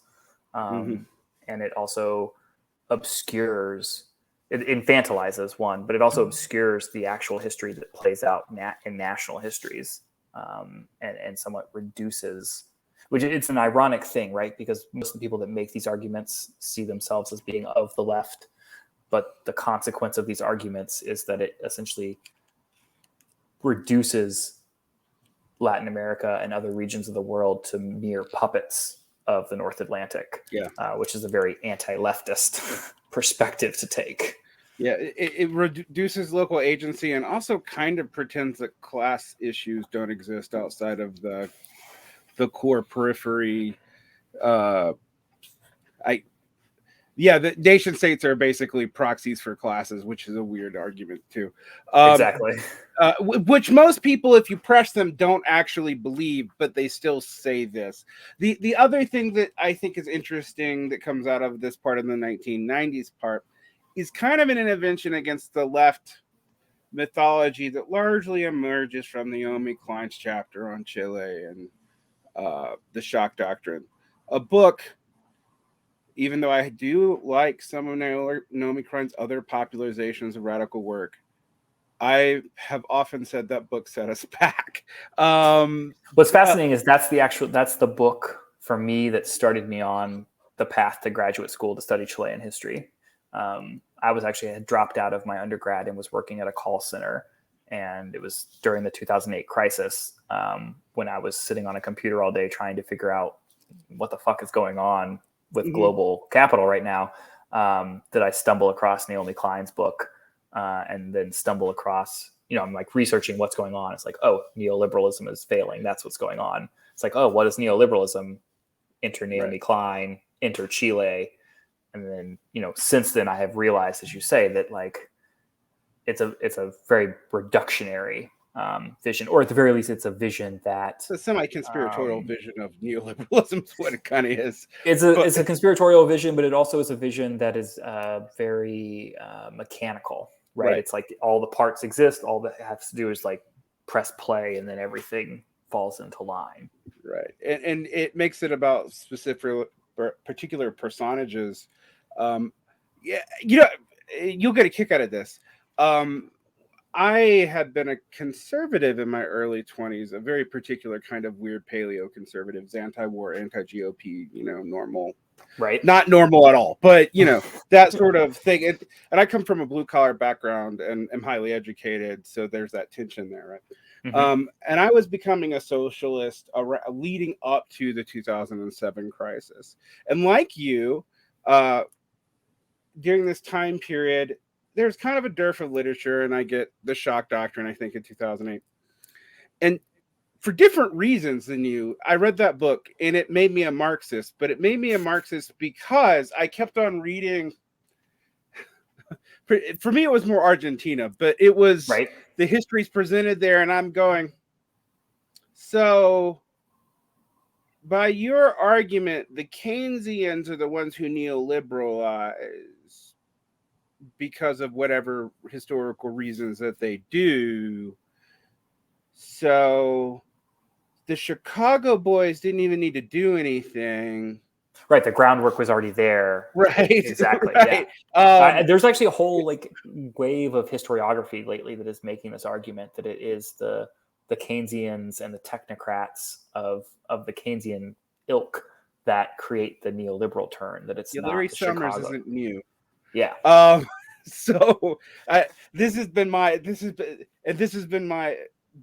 my break because I was trained in anthropology and literature, but because I briefly worked at an insurance company, became very fascinated with economics. Mm-hmm. And you enter with like basic neoclassical and Austrian stuff, and you very quickly realize there's no way in hell that's true. And particularly when you realize that stuff like market equilibrium requires the abolition of time, right, and stuff like that. But then, the Keynesian perspective is, particularly back then, was a dominant left one, and it was even one that Klein was pushing. She doesn't push it anymore in her defense, but at the time, it was, she very much pushed against the need for ideologies and all this, and I just kept on looking at things and going, so yeah, but Solidarity in Poland neoliberalized. And I'm like, the history you're spelling out for me in this book shows me that when I look at your footnotes.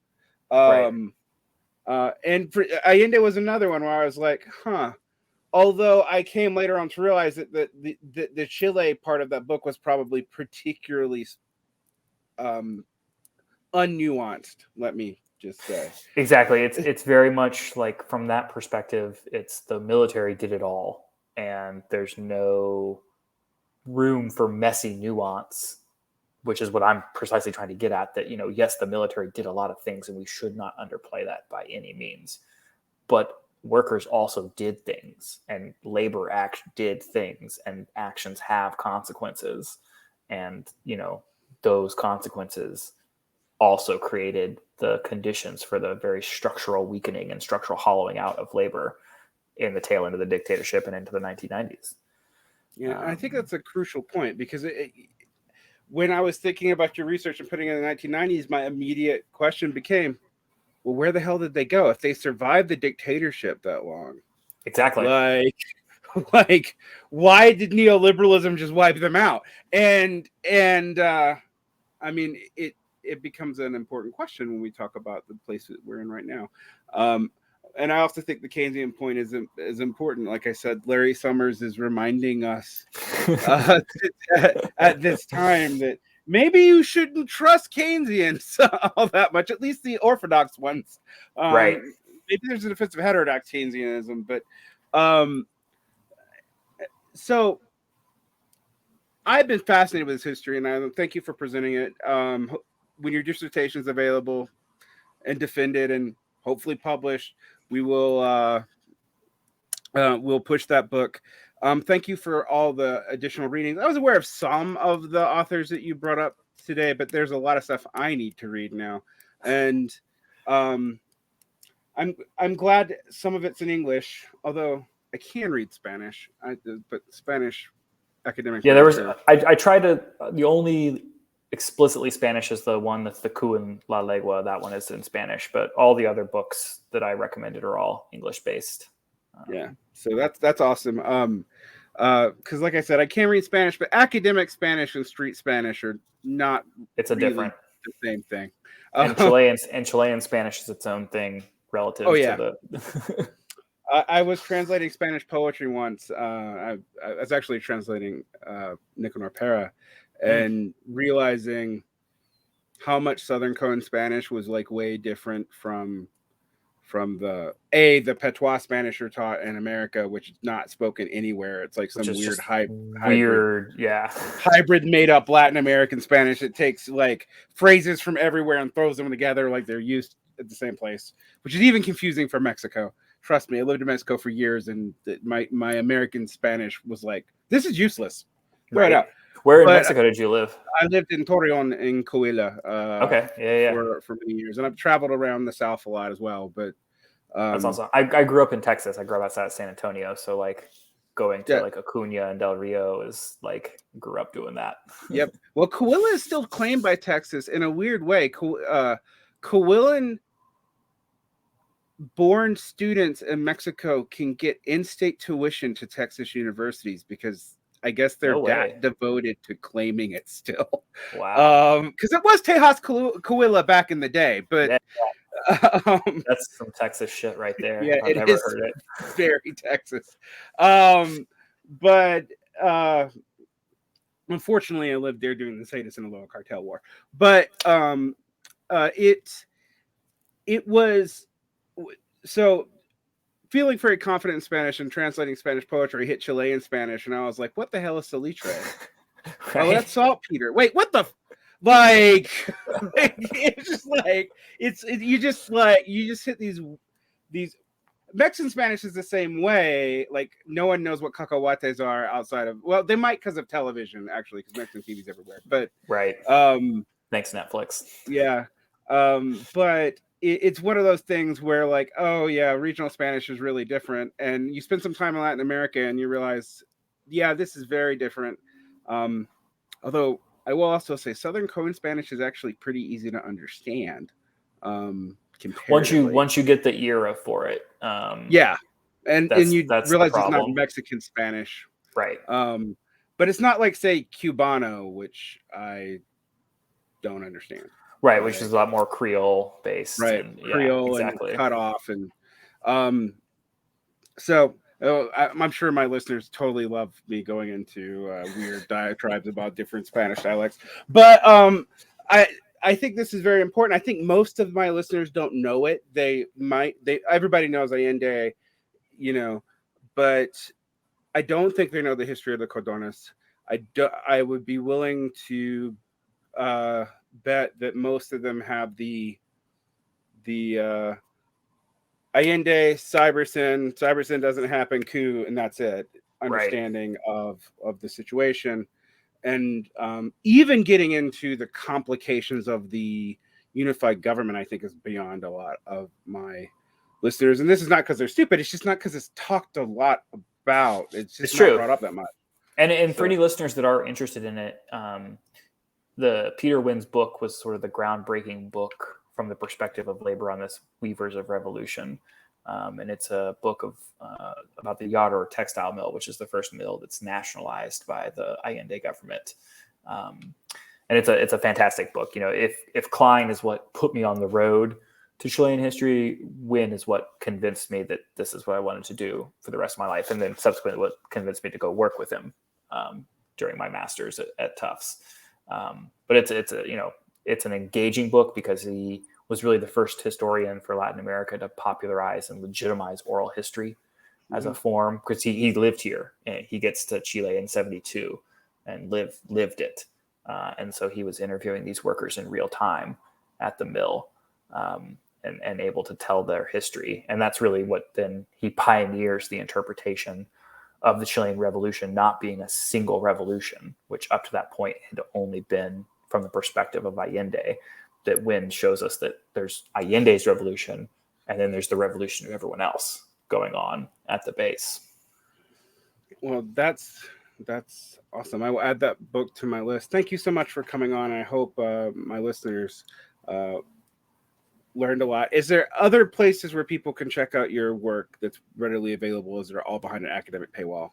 No, actually, I just published an article in the Washington Post in Sweet. the Made by History section.